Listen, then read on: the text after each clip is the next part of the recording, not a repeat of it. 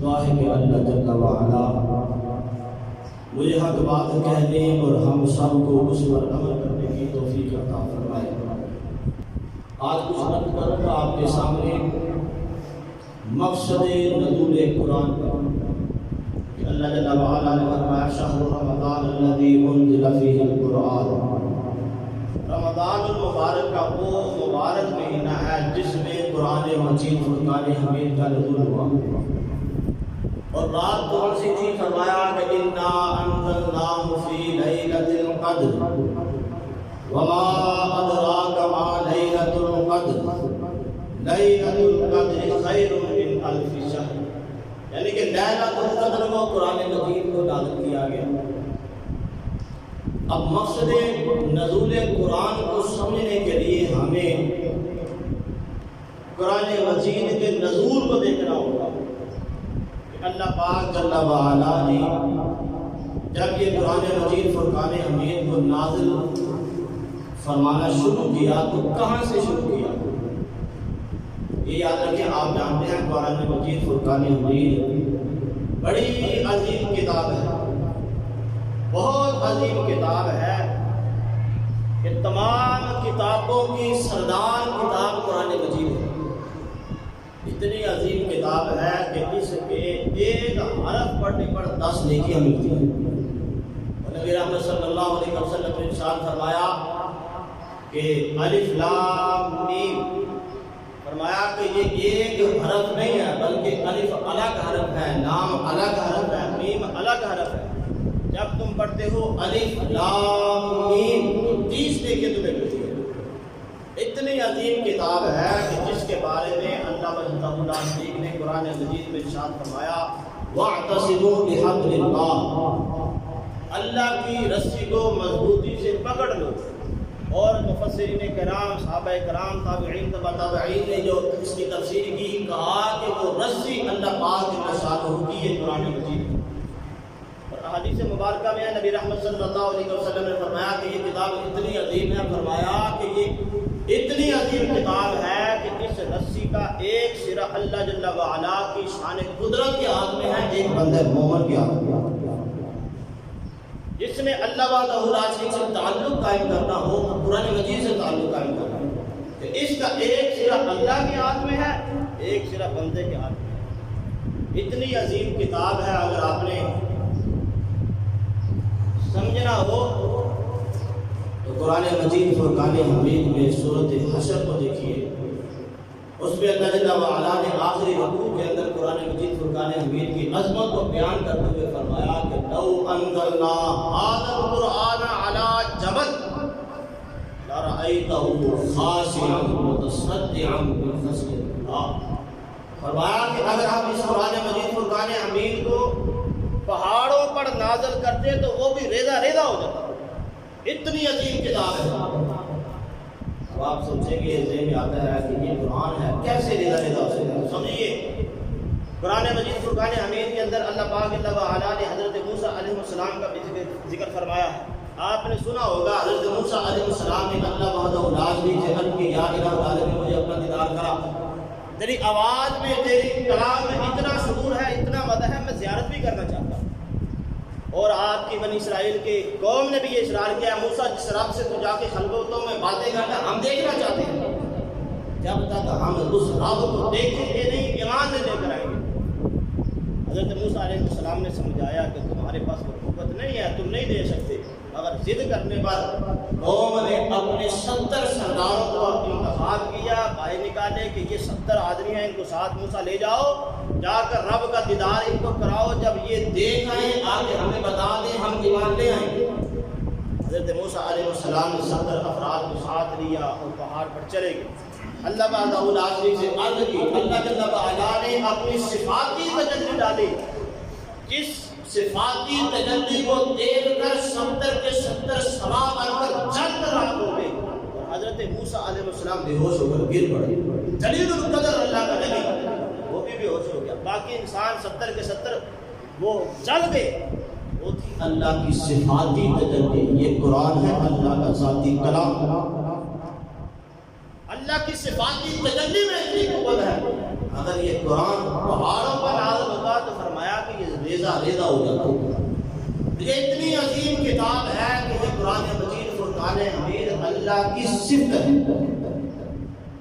باقی ہر چیز، فرشتے ہوں، انسان ہو، جن ہو، جنت ہو، دوزخ ہو، تمام مخلوق، حتیٰ کہ امام الانبیاء آمنہ کے لال تیرے آقا میرے مولا محمد مصطفیٰ صلی اللہ علیہ وسلم بھی اللہ کی مخلوق ہیں، جبکہ قرآن مجید فرقان حمید اللہ کا کلام ہے، اللہ کی صفت ہے، یہ خاص اللہ کا یہ جناب والا عظیم نعمت ہے ہمارے پاس۔ یہ عظمتیں ہیں قرآن مجید فرقان حمید کی، عظیم کتاب ہے جس کا آج نزول کا مقصد میں آپ کے سامنے رکھنا چاہتا ہوں۔ جہاں یہ قرآن مجید فرقان حمید عظیم کتاب ہے نا، وہاں یہ قرآن مجید فرقان حمید مظلوم کتاب بھی ہے۔ جہاں عظیم کتاب ہے وہاں مظلوم کتاب بھی ہے۔ وہ آپ کو سمجھ لگے کہ جب میں اس کا مقصد نزول کی ترتیب بتاؤں گا اس کے بعد آپ کو سمجھ لگے گی۔ اب دیکھیے اللہ جل وعلا نے جب قرآن مجید فرقان حمید کا نزول فرمایا، کس آیات مبارکہ سے نزول فرمایا؟ آپ سبھی کو پتا ہوگا غار حرا کے اندر امام الانبیاء پر جو پہلی وحی نازل ہوئی وہ تھی اقرا۔ پڑھیے، اقرا بسم ربک الذی خلق، خلق الانسان من علق، اقرا وربک الاکرم الذی علم بالقلم، علم الانسان ما لم یعلم۔ فرمایا امام پڑھیے، پہلا لفظ جو قرآن کا نازل ہوا وہ تھا اقرا۔ وہ کہتے ہیں نا کہ جناب والا جب انسان کی پہلی ملاقات ہوتی ہے اس کے اندر ہی انسان کی شخصیت کا علم ہو جاتا ہے۔ اسی طرح قرآن مجید فرقان حمید کی جو پہلی آیات مبارکہ نازل ہوئی وہ تھی اقرا، پڑھ، قرآن کو پڑھو۔ اقرا بسم ربک الذی خلق، اے حبیب اپنے رب کے نام سے آغاز کرتے ہوئے پڑھیے اس کو جس رب العالمین نے پیدا کیا ہے۔ آگے پھر فرمایا خلق الانسان من علق، اللہ پاک جل وعلا نے جمے ہوئے خون سے پیدا کیا۔ آگے ارشاد فرمایا اقرا، پھر فرمایا پڑھیے وربک الاکرم، اور اپنے رب کی کبریائی بیان کیجیے، اکرام بیان کیجیے۔ آگے فرمایا الذی علم بالقلم، رب وہ ہے جس نے قلم کے ساتھ علم سکھایا، علم بالقلم۔ پھر آگے فرمایا علم الانسان ما لم یعلم۔ یہ پہلی 5 آیات مبارکہ پہلا نزول ہے، پہلی دفعہ جب قرآن پاک نازل ہوا یہ 5 آیات مبارکہ نازل ہوئی، جس کے اندر 2 دفعہ اقرا کا لفظ استعمال ہوا، پڑھیے پڑھیے، 2 دفعہ علم کا استعمال ہوا، جانیے جانیے، 1 دفعہ بالقلم، قلم کا ذکر ہوا۔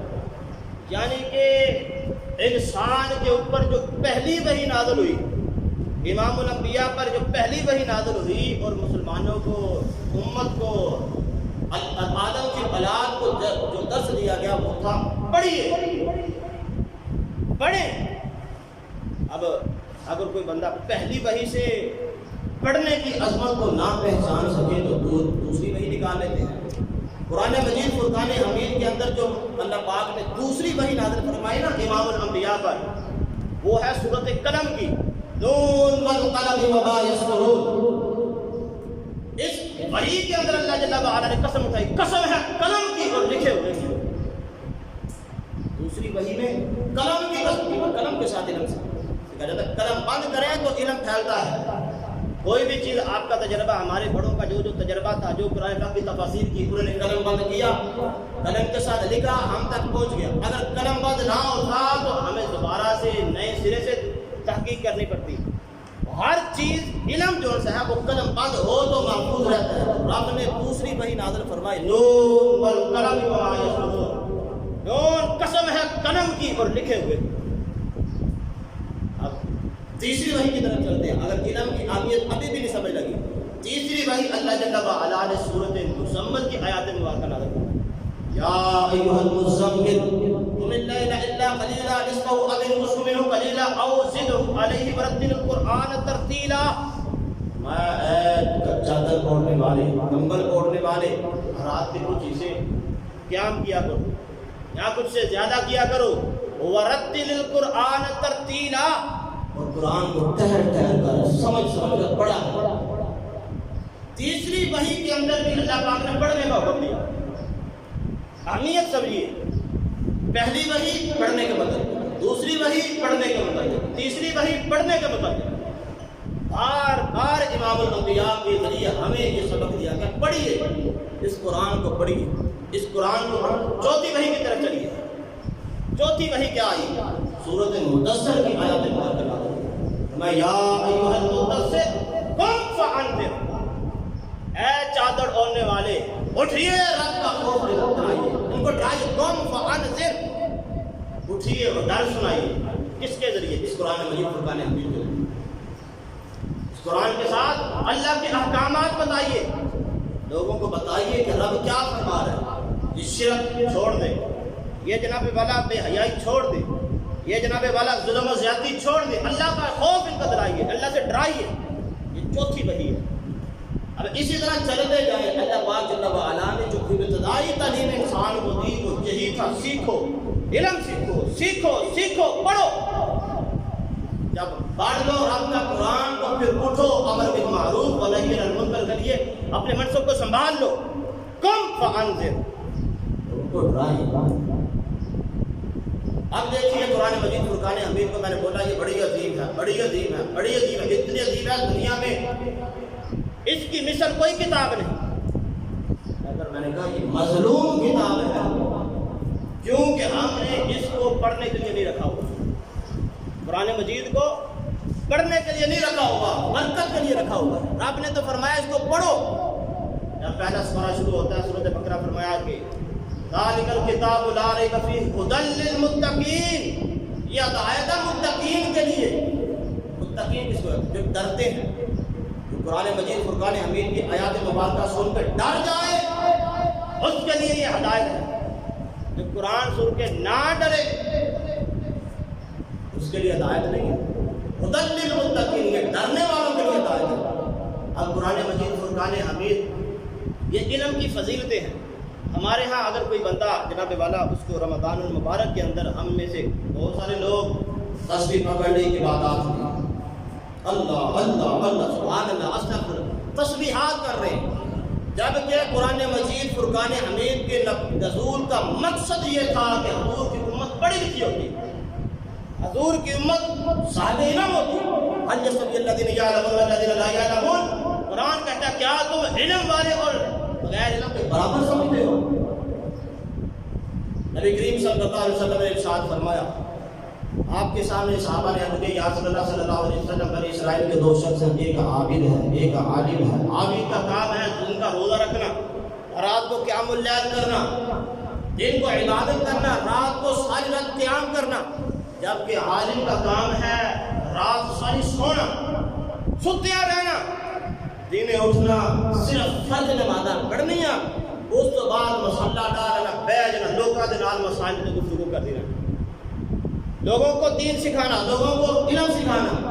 عالم کا کام ہے صرف علم سکھانا، جبکہ عابد کا کام ہے سارا دن روزے میں رہنا اور رات کو ساری رات قیام کرنا. مولوی صاحب ستے رہتے ہیں. یا رسول اللہ صلی اللہ علیہ وسلم، ان بنی اسرائیل کے دو آدمیوں سے افضل کون ہے؟ ان میں سے نبی کریم صلی اللہ علیہ وسلم کا جواب سنیے. فرمایا کہ فضل العالم علی العابد کفضلی علی ادناکم. فرمایا کہ عالم کی فضیلت عابد پر اس طرح ہے جس طرح میں محمد کی فضیلت تم میں سے ادنا پر ہے. صحابہ میں سے جو ادنا ہے اس پر جس طرح میری فضیلت ہے نا، اسی طرح عابد وہ جو ساری رات قیام اللیل کرے، دن سارا روزہ رکھے، فرمایا کہ اس پر اسی طرح فضیلت. دوسری حدیث مبارکہ سماعت فرمائیے علم کے موضوع کے اوپر. یہ لیلۃ القدر والی رات تھی، ایک آگے پھر لیلۃ القدر ہوگی جس تاک راتوں میں ہم عبادت کرتے ہیں. کہتے ہیں کہ قرآن مجید کے یہ نا لیلۃ القدر خیر من الف شہر، 1000 مہینوں سے بہتر ہے یہ رات. کہ اس کے اندر عبادت کرو تو 1000 مہینوں سے بہتر عبادت ہوتی ہے.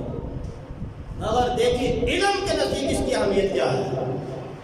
علم کے نزدیک نبی کریم صلی اللہ علیہ وسلم کا فرمان ہے، فرمایا مدارسۃ العلم ساعۃ من احیاء لیلۃ القدر عند حجر الاسود. فرمایا کہ جیڑا بندہ علم سیکھن دی واسطے ایک کڑی، چند سیکنڈ، چند منٹ، ایک گھڑی، مدارسۃ العلم ساعۃ گھڑی علم سیکھنے کے لیے صرف کرے. فرمایا کہ من احیاء لیلۃ القدر عند حجر الاسود، حجر اسود کے پاس کھڑے ہو کر ساری رات نفل پڑھنے سے افضل ہے ایک گھڑی علم کی. ایک گھڑی تسی دین سیکھو، رب دا قرآن سیکھو، نبی دا فرمان سیکھو. دوسری سائڈ پہ حجر اسود، مکہ شریف، بیت اللہ شریف، عام روٹین کے اندر ایک نیکی مکے کی 1,00,000 کے برابر ہے.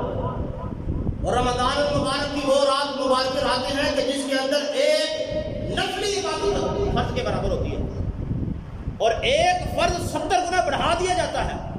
تو امام الانبیاء نے فرمایا کہ رمضان بھی ہو، لیلۃ القدر بھی ہو، مکہ بھی ہو، خانہ کعبہ بھی ہو، حجر اسود بھی ہو، ساری رات قیام بھی ہو، اس سے بہتر ہے ایک گھڑی میرا امتی حضور کا دین سیکھے. ایک کڑی تسی نبی دا فرمان سیکھ لو، اللہ دا قرآن سیکھ لو. فرمایا کہ یہ افضل ہے. ایک کڑی ساری رات کے قیام سے افضل ہے. مگر افسوس کے ساتھ یہ کتابیں مظلوم ہے، اس کو ہم نے پڑھنا چھوڑ دیا، اس کو سیکھنا چھوڑ دیا. ہم نے اس کتاب مبین کو صرف اور صرف برکت کے لیے سمجھا. یعنی کہ جب ہم میں سے کوئی بندہ نیا کاروبار شروع کرتا ہے، دکان کھولے گا، کاروبار سجائے گا، سیٹنگ کرے گا، اس کو خوبصورت بنائے گا، اس کے بعد مدرسے سے علماء بلائے گا، قاری حضرات بلائے گا، حافظ بلائے گا، بلا کے کہے گا پڑھو قرآن، یہاں بیٹھ کے پڑھو قرآن. جی بیٹھ کے پڑھتے ہیں قرآن. جب نبی کا فرمان قرآن پڑھ رہے ہوتے ہیں، اللہ کا کلام پڑھ رہے ہوتے ہیں، تو اس کے اندر آیات مبارکہ کی تلاوت کرتے ہیں جس میں اللہ جل وعلا نے ارشاد فرمایا وَأَوْفُوا الْكَيْلَ إِذَا كِلْتُمْ وَزِنُوا بِالْقِسْطَاسِ الْمُسْتَقِيمِ ذَلِكَ خَيْرٌ وَأَحْسَنُ تَأْوِيلًا. یہ تلاوت کرتے ہیں. اللہ پاک فرماتا ہے کہ ناپ تو پورا پورا کرو، ترازو برابر رکھو، ڈنڈی نہ مارو، سودا کٹ نہ بیچو، ایسا سے بہتر ہے. جب حافظ یہ پڑھتے ہیں آیات مبارکہ تو دکان کا مالک عملی طور پر کہتا ہے کہ آنکھوں میں برکت واسطے پڑھن دیا، عمل واسطے کوئی نہیں پڑھ رہا. میں پہلے نمبر پر جناب والا ترازو 2 نمبر رکھوں گا، پہلے نمبر پر ڈنڈی ترازو میں ماروں گا. کیونکہ میرے دوستوں نے بتایا کہ ترازو کس طرح تم کم تولو گے تو تمہارے مال زیادہ آئے گا. یہ کتاب مبین مظلوم کتاب ہوئی کہ نہ ہوئی، اس کے ساتھ ظلم نہ ہم نے کیا تو کیا کیا. جب جناب والا ہمارے عزیز ہمارے دوست گھروں میں ہمیں بلاتے ہیں، آؤ آؤ آ کے رب کا قرآن پڑھ جاؤ، ساڑھے کار کے اندر برکات کا نزول کروا جاؤ. جب کہ بلانے والا ماں باپ کا گستاخ ہوتا ہے، ماں باپ کو تکلیف دینے والا ہوتا ہے. وہاں بیٹھ کر حفاظ پڑھتے ہیں وَبِالْوَالِدَيْنِ إِحْسَانًا، ماں پیوں نال احسان کرو. مگر چودھری صاحب شیخ صاحب کہنے لگے کہ نا ماں پیوں نال کوئی احساس نہیں آئی کرنا، احسان ہم ماں باپ کے ساتھ نہیں کریں گے. باپ تو کھانستا بڈھا ہو گیا، کھنگ بھی سانو تکلیف دیندی ہے. پیو تے ماں جناب والا بڈھے ہو گئے چھڈیا گئے نے، انہاں دا ہن دماغ کم نہیں کرتا، یہ تے بوجھ بن گئے نے. رب کہتا ہے وَبِالْوَالِدَيْنِ إِحْسَانًا، ماں باپ کے ساتھ احسان کرو.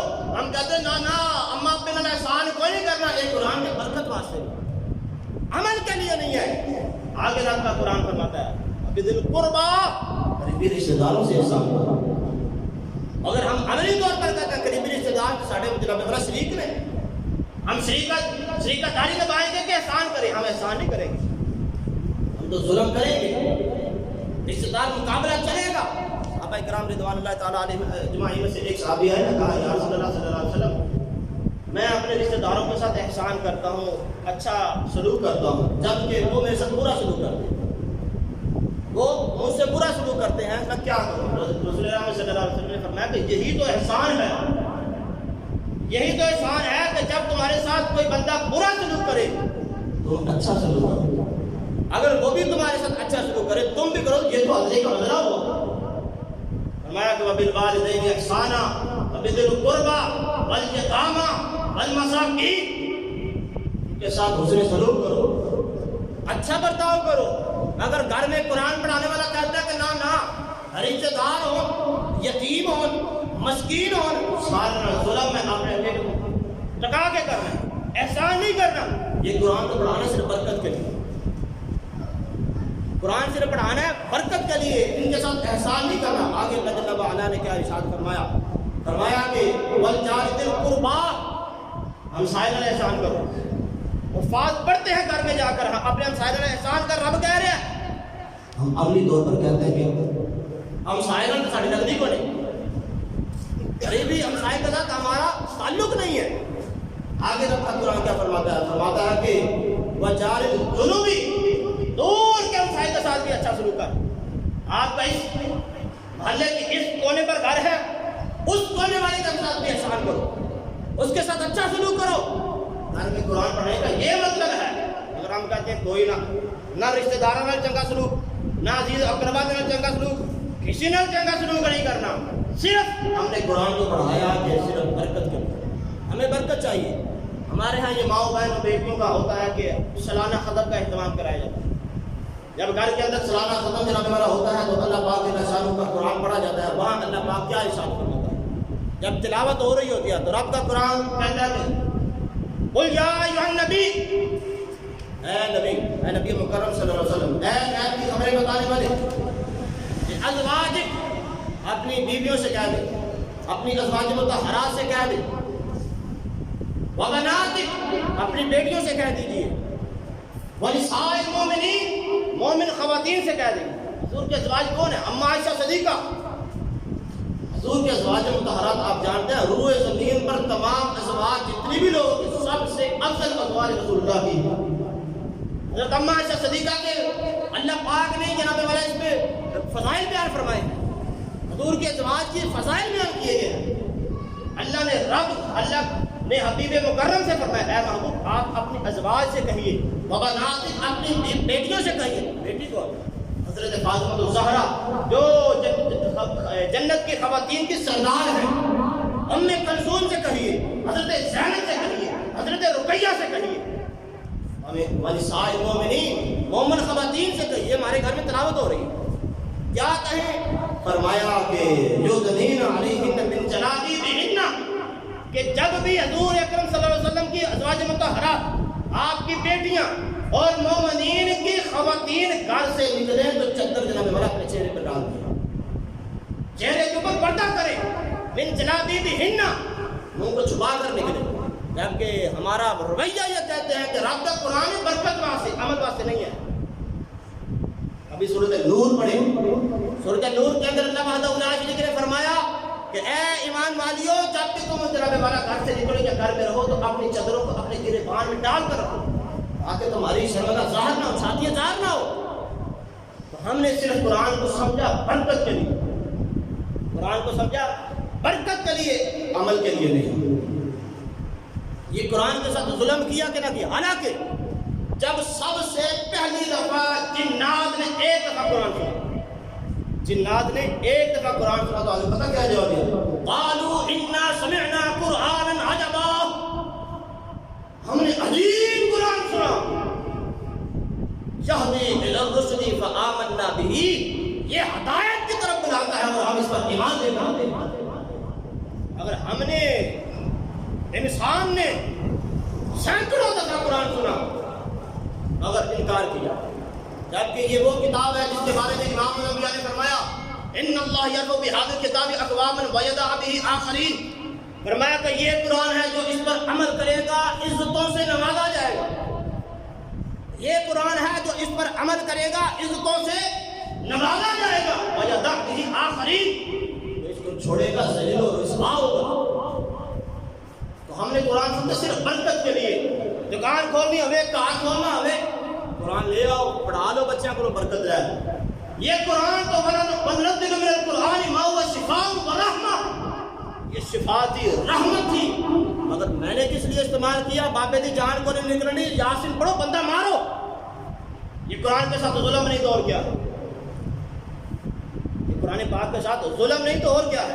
اب ہم جو کہتے ہیں یہ قرآن حکیم ہے, قرآن حکیم ہے. حکیم کون ہوتا ہے؟ جس سے علاج کرایا جائے. حکیم کون ہوتا ہے؟ جس سے علاج کرایا جائے. میں اس کو کہتا ہوں یہ قرآن حکیم ہے مگر میں اس سے علاج نہیں کرواتا. یہ ظلم نہیں تو اور کیا ہے؟ اگر ہم نے قرآن حکیم سے علاج کروایا ہوتا آج ہمارے شادی بیاہ پر یہ بے حیائی عام نہ ہوتی. قرآن حکیم سے ہم نے علاج کروایا ہوتا آج ہماری زبانوں پر جھوٹ نہ ہوتا. اگر قرآن حکیم سے ہم نے علاج کرایا حکیم سے ہم نے علاج کروایا ہوتا تو ہماری ماؤں بہنیں بیٹیاں گندا لباس نہ پہنتی. اگر ہم نے قرآن حکیم سے علاج کروایا ہوتا تو آج ہم بے نمازی نہ ہوتے. اگر ہم نے قرآن حکیم سے علاج کروایا ہوتا آج ہم رشوت خور نہ ہوتے. اگر ہم نے قرآن حکیم سے علاج کروایا ہوتا آج ہم سود خور نہ ہوتے. اگر ہم نے قرآن حکیم سے علاج کروایا ہوتا تو ہم زانی نہ ہوتے. اگر قرآن حکیم سے علاج کروایا ہوتا تو پھر جناب والا ہم اس طرح ظلم نہ کرتے. اگر قرآن حکیم سے علاج کروایا ہوتا تو ہمارے نوجوانوں کے ہاتھوں کے اندر گندی گندی فلمیں نہ ہوتی، رب القرآن ہوتا. اگر ہم نے قرآن حکیم سے علاج کروایا ہوتا تو ہماری ماؤں بہنوں بیٹیوں کے ہاتھوں کے اندر رومانٹک ناول نہ ہوتے، فاطمہ زہرا کی سیرت کی کتابیں ہوتی. اگر ہم نے قرآن حکیم سے علاج کروایا ہوتا تو ہم جمعۃ المبارک کے دن کرکٹ میچ کے لیے میدانوں میں ہوتے، مساجد میں ہوتے. اگر ہم نے قرآن حکیم سے علاج کروایا ہوتا تو جمعے کو پڑھنے نہ آتے، پڑھنے آتے. اگر ہم نے قرآن حکیم سے علاج کروایا ہوتا تو ہماری خدمتیں پاک ہوتی. اگر ہم نے قرآن حکیم سے علاج کروایا ہوتا تو ہم اپنے ماں باپ کا ادب کرنے والے ہوتے. اگر ہم نے قرآن حکیم سے علاج کروایا ہوتا تو ہم چھوٹوں سے شفقت کرنے والے ہوتے. مگر قبلہ کیا ملتا ہے نتیجہ؟ ہم نے قرآن کو حکیم نہیں مانا، ہم نے صرف برکت والی کتاب سمجھی. قبلہ یہ کتاب برکت ہے، اس میں انکار نہیں، مگر پہلے یہ کتاب ہدایت ہے، بعد میں برکت کے لیے ہے. کیونکہ رب نے اس کو نازل نزل من القرآن ما هو شفاء شفاء شفاء، یہ شفاعت کے لیے تھی، تمہاری بیماری کا علاج کے لیے تھی. ہم نبی کریم صلی اللہ علیہ وسلم کو رحمت للعالمین مانتے ہیں کیونکہ رب کے قرآن کہہ رہا ہے وہ اللہ کے محبوب نبی ہیں، امت کے غمخوار نبی ہیں، امت سے محبت کرنے والے نبی ہیں، کوئی شک نہیں اس میں. اگر کبھی آپ نے قرآن پڑھا، رب کا قرآن کیا کہتا ہے؟ وہ ہماری شفاعت کرنے والے امام الانبیاء کے بارے میں رب کا قرآن کیا کہتا ہے؟ پڑھو سورۃ فرقان، قرآن کو کھولو، سورۃ فرقان کو پڑھو. رب فرماتا ہے قال رسول اکرم صلی اللہ علیہ وسلم قیامت حشر کے میدان میں کہیں گے قال رسول، رسول پکار اٹھے، رسول کہہ اٹھے یا ربی، اے میرے پروردگار. حشر کا میدان ہے، جب جنتی جنت میں جا رہے ہوں گے، جہنمی جہنم میں جا رہے ہوں گے، نفسا نفسی کا دور ہوگا. یہ وہ وقت ہوگا کہ جب تمام لوگ حضرت آدم کے پاس جائیں گے، جا کر کہیں گے ان اللہ اصطفیٰ آدم، اے آدم آپ اللہ کے چنے ہوئے ہیں، آپ تو ہمارے باپ ہیں، ہماری شفاعت کریں. اگر آدم علیہ السلام جواب دیں گے اذهبوا الی غیری، کسی اور کی طرف جاؤ. آج رب کریم اتنا غضبناک ہے کہ مجھے خوف آتا ہے کہ رب کے سامنے جاؤں تو گندم کے دانے کھانے کی پکڑ نہ ہو جائے. حضرت موسیٰ، حضرت یونس، حضرت یحییٰ، حضرت ادریس، حضرت لقمان، تمام انبیاء کرام یہی جواب دیں گے آج میں اللہ کے بارگاہ میں شفاعت نہیں کر سکتا، آج رب کے سامنے جاتے ہوئے مجھے خوف آتا ہے. رب اتنا جلال میں ہے جتنا کبھی پہلے نہ ہوا تھا. اس وقت حضرت عیسیٰ علیہ السلام کے پاس جب جایا جائے گا، عیسیٰ علیہ السلام کہیں گے اذهبوا الی محمد، حضور اکرم صلی اللہ علیہ وسلم کے پاس جاؤ. امام الانبیاء کے پاس جب جائیں گے رسول رحمت صلی اللہ علیہ وسلم فرمائیں گے ہاں میں اسی لیے مقرر کیا گیا ہوں، ہماری شفاعت رسول اللہ کریں گے. مگر کچھ بدبخت ایسے بھی ہوں گے قرآن کتاب کے مطابق، کچھ بدبخت ایسے بھی ہوں گے. سورۃ فرقان کے اندر اللہ پاک نے ذکر فرمایا وقال رسول یا رب ان قوم اتخذوا هذا القرآن مهجورا. رسول اکرم صلی اللہ علیہ وسلم شکایت کریں گے اللہ کے بارگاہ میں یا رب العالمین آپ بدبخت ہیں جنہوں نے قرآن چھوڑ دیتا. امام الانبیاء شکایت کریں گے کہ بلا یہ وقت ہے قرآن کے نزول کو سمجھو، لیلۃ القدر کی مبارک رات کو سمجھو. قرآن برکت کے لیے صرف نہیں ہے، یہ ہدایت کا چشمہ ہے، یہ اللہ کی رحمت کا چشمہ ہے، یہ تمہاری اور میری اصلاح کا چشمہ ہے. ہم نے صرف اور صرف اس کو گھر میں سجانے کے لیے رکھ لیا ہے، ہم نے صرف اور صرف اس کو جناب والا بندے مارن واسطے رکھ لیا، صرف اور صرف ہم نے برکت لینے کے لیے رکھا ہے. صرف یہ کتاب مبین برکت کے لیے نہیں ہے، یہ ہدایت کے لیے ہے. اٹھو رب کے قرآن کو سمجھو، رب کے قرآن کو پڑھو. اب یہ کہ آخری بات کروں گا، یہ اتنا مجمع بیٹھا ہوا ہے، یہ صرف توجہ دلانے کے لیے ہم نے قرآن کے ساتھ کتنا ظلم. حقیقت میں تو ہم اپنے ساتھ ہی ظلم کر رہے ہیں. قرآن کے ساتھ کون ظلم کر سکتا ہے؟ حقیقت میں ہم اپنے ساتھ ہی ظلم کر رہے ہیں، مگر عملی طور پر ہم قرآن کے ساتھ ظلم کر رہے ہیں. اب آپ اتنے اعتراض بیٹھے ہوئے ہیں، آپ میں سے کوئی ایک بندہ بتائے جس نے قرآن کا پورا ترجمہ پڑھا ہو. کوئی ایک بندہ. یہ قرآن کے ساتھ ظلم نہیں تو اور کیا ہے؟ آپ کے پاس آپ کا جناب والا کوئی کیس چل پڑے عدالت میں، وہاں سے جج صاحب آپ کو لیٹر بھیجیں، انگریزی میں ہو، آپ کو پڑھ دینا آتا ہو، اب پورا محلہ چھانے گے. پڑھ گیا بس کی لکھا ہے، محلے میں نہ نکلے دوسرا محلہ، پورا شہر، حتیٰ کہ پورا پاکستان چھان مارو گے. بندہ دسے لکھیا کی ہے.